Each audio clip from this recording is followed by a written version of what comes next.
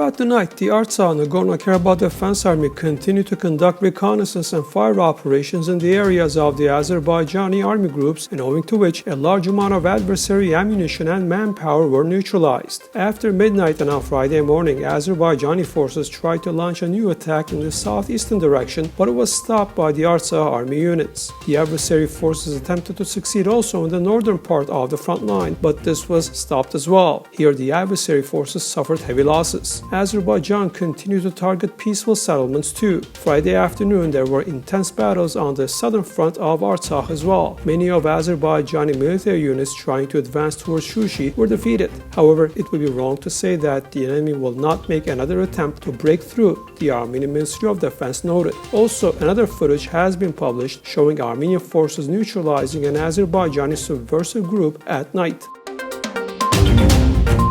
Armenian civilian Misha Melkumyan, 84 years old, who was captured by the Azerbaijani Armed Forces, has died last night. Armenia's Ombudsman Tatoyan wrote about this on his Facebook Friday morning. Taking into account all the evidence and facts on inhuman treatment of and cruelty towards Armenians captured by Azerbaijani Armed Forces, the reasonable assumption on the reason for our compatriot's death becomes clear, Tatoyan added. Earlier, the Ombudsman refuted claims that the Armenian side had refused to receive this 84-year-old civilian.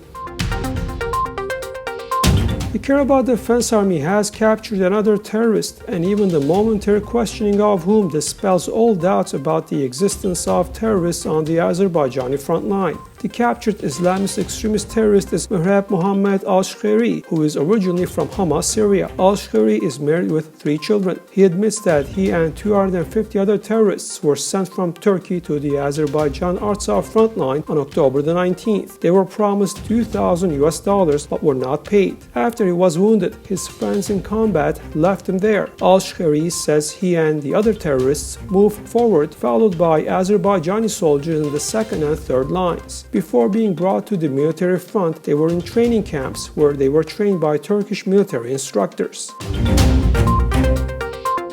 The deployment of Russian peacekeepers could become an optional solution to the conflict in Nagorno Karabakh, Armenia's Prime Minister Nikol Pashinyan said in an interview with the Daily Telegraph. "I am in favor of the deployment of Russian peacekeepers in the conflict zone," Pashinyan said. "But the problem is that deployment of Russian peacekeepers in the conflict zone needs to be acceptable to all sides of the conflict." The Armenian Prime Minister also said that Europe should do more to stop President Recep Tayyip Erdogan of Turkey, a NATO member, from backing Azerbaijan in this conflict.